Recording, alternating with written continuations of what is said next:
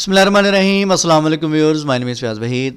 Viewers, last lecture हमने यहाँ पे वाइंड अप किया था। नेक्स्ट हम चलते हैं फॉर्म ग्रिड के कॉन्सेप्ट की तरफ। ग्रिड का वर्ड जहाँ पे यूज़ हुआ है तो आपको फ़ौरन समझ आ जाना चाहिए कि यहाँ पे अब कॉलम्स का कॉन्सेप्ट यूज़ किया जाएगा।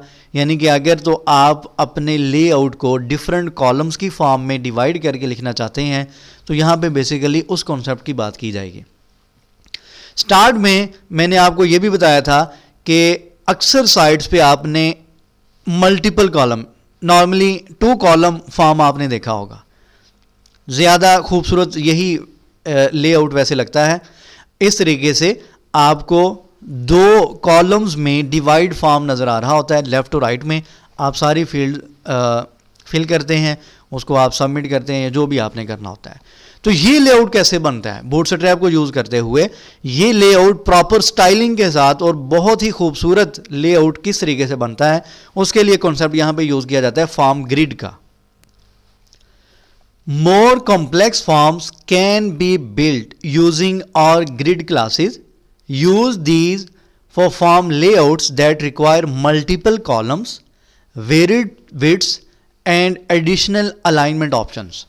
अगर तो आप चाहते हैं कि आप 100% पे फॉर्म यूज़ नहीं करना चाहते तो आप फॉर्म ग्रिड का कॉन्सेप्ट यूज़ करेंगे। अगर आप चाहते हैं कि आप मल्टीपल कॉलम्स की फॉर्म में आप अपने फॉर्म को क्रिएट करना चाहते हैं तो फिर भी ग्रिड का कॉन्सेप्ट यूज़ करेंगे, और एडिशनल अलाइनमेंट ऑप्शंस भी आप इसके अंदर यूज़ कर सकते हैं। अब देखें, आपको 2 कॉलम्स में ये फॉर्म तो नज़र आ रहा है, लेकिन इसकी खूबसूरती ये बिल्कुल प्रॉपर अलाइनमेंट फॉर्मेटिंग के साथ है। अगर आप खुद से इसको डिज़ाइन करना शुरू करें तो आपको अच्छा खासा कोड लिखना पड़ेगा, लेकिन बूटस्ट्रैप ने हमें आसानी की है कि हम सिंपल कोड को कॉपी करते हैं और अपनी मर्ज़ी के मुताबिक उसको क्या कर देते हैं, कस्टमाइज़ कर देते हैं। तो यहाँ पे मैं इसको पेस्ट करता हूँ। पेस्ट करके हम जैसे ही यहाँ पे रिफ्रेश करते हैं तो हमारे सामने इस तरीके से मल्टीपल कॉलम या 2 कॉलम फॉर्म यहाँ पे नज़र आ रहा है। नॉर्मली यही वाला जो फॉर्म है या इस लेआउट में नॉर्मली अक्सर वेबसाइट्स फॉर्म यूज़ करती हैं।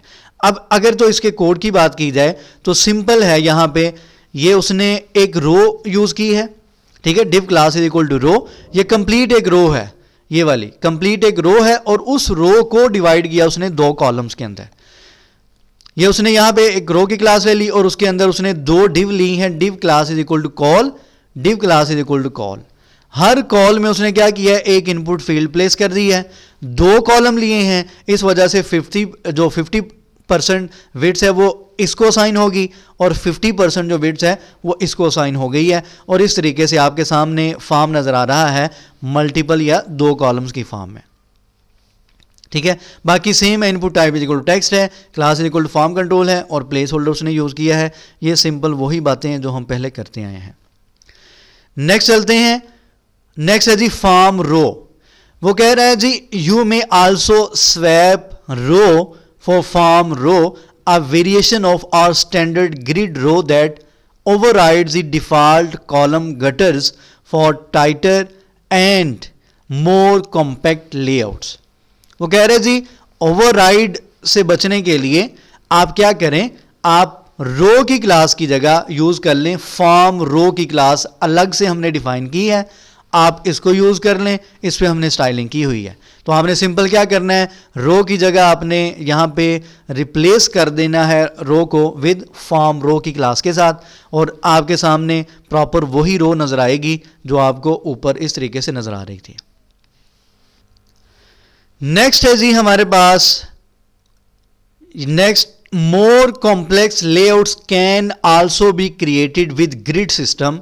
वो कह रहे हैं कि आप मजीद कॉम्प्लेक्स लेआउट भी ग्रिड सिस्टम के साथ क्रिएट कर सकते हैं। मतलब ये यहाँ पे बार बार कॉम्प्लेक्स का वर्ड यूज़ कर रहा है, उसकी वजह ये है कि देखें इस रो में 2 कॉलम्स हैं, ये सिंगल यहाँ पे कॉलम है, यहाँ पे भी सिंगल कॉलम है, इस रो में आपको 3 कॉलम नज़र आ रहे हैं।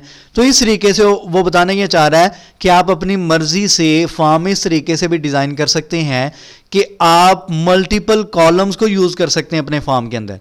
अगर कहीं चाहते हैं 2 कॉलम चाहिए तो 2 यूज़ कर लें, 3 चाहिए तो 3 यूज़ कर लें। ये देखें यहाँ पे 2 कॉलम्स है, यहाँ पे सिंगल कॉलम है, और यहाँ पे उसने 3 इनपुट फील्ड्स को एक ही रो में ले लिया है।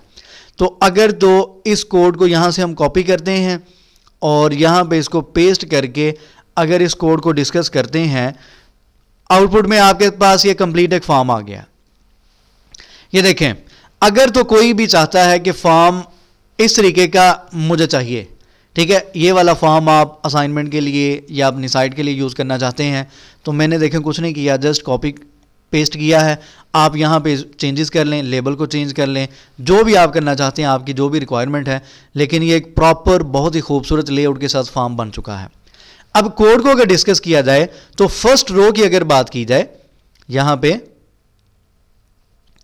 ये हमारे पास यहां से फॉर्म का टैग शुरू हो रहा है और यहां पे div class is equal to form row. अच्छा, एक और चीज मैं यहां पे बताता चलूं कि जब मैं कोड यहां पे डिस्कस कर रहा होता हूं तो नॉर्मली मैं जूम कर देता हूं ताकि कोड बिल्कुल वाजे हो जाए। सेकंड, यूट्यूब पे आप कोई भी वीडियो देखते हैं तो वीडियो क्वालिटी मेन वहाँ पे एक टर्म होती है कि अगर तो आप वीडियो क्वालिटी 144p यूज़ कर रहे हैं तो वहाँ पे आपको हर चीज़ ब्लर नज़र आ रही होती है। उसके बाद आप उसको मूव कर देते हैं, फॉर एग्जांपल चेंज कर देते हैं 720 पिक्सल पे ले जाते हैं, ठीक है, 240 पे भी आपको ब्लर नज़र आ रही होती है। अगर आप उसको मूव करके ले जाते हैं 720 पिक्सल पे, तो नॉर्मली मैं जितने भी लेक्चर्स अपलोड करता हूं वो मेरे लेक्चर 720p पे होते हैं, ठीक है, यानी कि 720 पिक्सल पे। जैसे ही आप उस क्वालिटी को सिलेक्ट करेंगे तो आपके सामने स्क्रीन बिल्कुल वाजे हर चीज़ नज़र आ रही होगी, चाहे वो जूम हो या ना हो। तो ये मैं इस वजह से बता रहा हूँ कि अक्सर स्टूडेंट्स के मैसेजेस आते रहते हैं कि सर जूम मज़ीद कर दें, कोड सही नज़र नहीं आ रहा, या आपकी वीडियोस ब्लर होती हैं। तो बेसिकली वो ब्लर नहीं होती, आपने अपने यूट्यूब की वीडियो क्वालिटी सेट करना होती है, या तो वो ऑटोमेटिकली उस पर सेट हो जाती है, अगर ना हो तो आप उसको चेंज कर लिया करें। 720 पिक्सल पे मेरे लेक्चर्स होते हैं, बिल्कुल वाजे हर चीज़ नज़र आ रही होती है। बहरहाल अगर फिर भी मसला हो तो फिर आप मुझे बताइएगा, मैं मज़ीद इसको जूम कर दूंगा, ठीक है, जितना मैं कर सकता हूं वो मैं इंशाल्लाह कर दूंगा। अच्छा जी, मैं बात कर रहा था, यहां पे उसने एक डिव यूज़ की है class is equal to form row के नाम से, ये यहां पे क्लोज हो रही है, ठीक है। आप इस पे क्लिक करके देख लिया करें कि ये वाली डिव कहां पे क्लोज हो रही है, यहां पे क्लोज हो चुकी है। अब रो की जगह उसने यूज़ किया है फॉर्म रो। अब क्या किया, उसके अंदर उसने दो डिव मजीद ली हैं, फॉर्म ग्रुप एक तो क्लास ली है और मेन है कॉल md6 के नाम से, ठीक है, कॉल md6 यानी कि उसने 6 के साथ 2 कॉलम, यानी कि टोटल आपको पता है आपकी स्क्रीन पे या एक रो में 12 कॉलम्स होते हैं, 6 कॉलम उसने ईमेल को दे दिए हैं और 6 कॉलम उसने यहां पे पासवर्ड को दे दिए हैं। md यूज किया है मीडियम डिस्प्ले के लिए। अगर तो आप ऐसी स्क्रीन पे वर्क कर रहे हैं कि मीडियम से नीचे अगर जाएंगे तो फिर आपको लेआउट डिस्टर्ब नज़र आएगा। अगर लार्ज पे जाते हैं, एक्स्ट्रा लार्ज पे जाते हैं, मीडियम पे रहते हैं तो आपको डिस्प्ले प्रॉपर नज़र आएगा, जो कि इस टाइम मुझे यहाँ पे नज़र आ रहा है। बहरहाल यहाँ पे उसने क्या किया है, 2 कॉलम को यूज़ कर लिया और इस तरीके से उसने कॉल md6 करके फर्स्ट रो को 2 कॉलम में डिवाइड कर दिया है। 50% विड्थ इसके पास है, 50% विड्थ इसके पास है। नेक्स्ट क्या है, नेक्स्ट उसने दोबारा से एक फॉर्म ग्रुप को यूज किया है और उसमें उसने लेबल इनपुट। इसका मतलब क्या है, इसका मतलब यह है कि यहां पे उसने कोई भी कॉलम नहीं बनाया। इसी तरीके से थर्ड उसने फॉर्म ग्रुप पे दोबारा से लेबल यूज किया, इनपुट फील्ड यूज की, यहां पे उसने कोई कॉलम नहीं बनाया। इस वजह से आपको सेकंड और थर्ड में कोई भी कॉलम नजर नहीं आ रहा, यानी कि सिंगल 100% पे इनपुट फील्ड है। यहां पे इस जगह पे उसने 3 कॉलम यूज किए हैं। चलें इसको डिस्कस कर लेते हैं।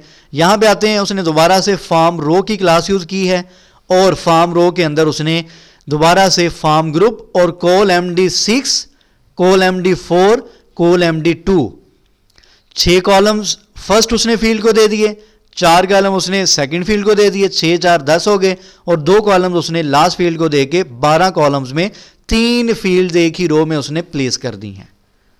ठीक है, तो यहां पे वो बार बार कॉम्प्लेक्स का वर्ड इसी वजह से यूज कर रहा था कि आपकी अपनी मर्जी है, आप बूटस्ट्रैप के ग्रिड सिस्टम को यूज करते हुए फॉर्म को मल्टीपल कॉलम्स लेआउट में भी यूज कर सकते हैं। तो इस तरीके से एक प्रॉपर फॉर्म आपके सामने नजर आ रहा है। और नेक्स्ट अगर हम चलें तो नेक्स्ट हमारे पास नेक्स्ट जो फॉर्म ग्रुप है वो है चेक बॉक्स के लिए। वहाँ पे उसने क्लास यूज़ की है फॉर्म चेक के नाम से, इनपुट फील्ड उसने यूज़ किया चेक बॉक्स एक नज़र आ रहा है और लेबल, ठीक है। ये इस तरीके से आपको यहाँ पे ये एक चेक बॉक्स नज़र आ रहा है और नीचे फिर उसने यहाँ पे साइन इन का बटन प्लेस करने के लिए button type is equal to submit, class is equal to this, और इस तरीके से कंप्लीट फॉर्म आपके सामने, और ये यहाँ पे उसने फॉर्म की डिव को क्लोज कर दिया है। तो यहाँ पे डिस्कस ये सारा करने का मतलब ये है कि आपकी अपनी मर्जी है कि आप फॉर्म को जिस मर्जी लेआउट में बूटस्ट्रैप को यूज़ करते हुए क्रिएट कर सकते हैं। मल्टीपल कॉलम्स हैं, सिंगल कॉलम है, जो भी जैसे भी आप करना चाहते हैं आप हर तरीके से यहाँ पे इस फॉर्म को यूज़ कर सकते हैं। ठीक है जी, ये हमने यूज़ कर लिया है फॉर्म रो, और फॉर्म रो के अंदर ये हमने नेक्स्ट ये वाला फॉर्म डिस्कस कर लिया। नेक्स्ट हमारे पास है जी हॉरिजेंटल फॉर्म। चलें फिलहाल मैं इसको यहाँ पे स्टॉप करता हूँ, क्योंकि हॉरिजेंटल फॉर्म के अंदर मज़ीद कुछ ऑप्शंस हैं, तो ये ज़्यादा फिर लेंथी लेक्चर हो जाए तो फिर भी स्टूडेंट्स की तरफ से मैसेज आते हैं कि सर थोड़ा सा शॉर्ट लेक्चर अपलोड किया करें। बहरहाल चलें मैं यहाँ पे इसको स्टॉप करता हूँ, इंशाल्लाह यहीं से कंटिन्यू करके इंशाल्लाह नेक्स्ट कुछ मिनट में हम इस टॉपिक को कंप्लीट कर लेंगे। इसकी प्रैक्टिस करें, जहाँ से समझ नहीं आती आप पूछ सकते हैं। देखें बहुत ही आसान सी चीज़ें हैं, कुछ भी मुश्किल नहीं है। अगर कोई कंप्यूटर साइंस की फील्ड का नहीं भी स्टूडेंट है तो वो भी ये सारी चीज़ें आसानी से समझ सकता है। कंप्लीट वेबसाइट इंशाल्लाह आप बनती देखेंगे। दुआ में याद रखा करें, और चैनल जिन्होंने सब्सक्राइब नहीं किया सब्सक्राइब करें। अल्लाह हाफ़िज़ नासिर।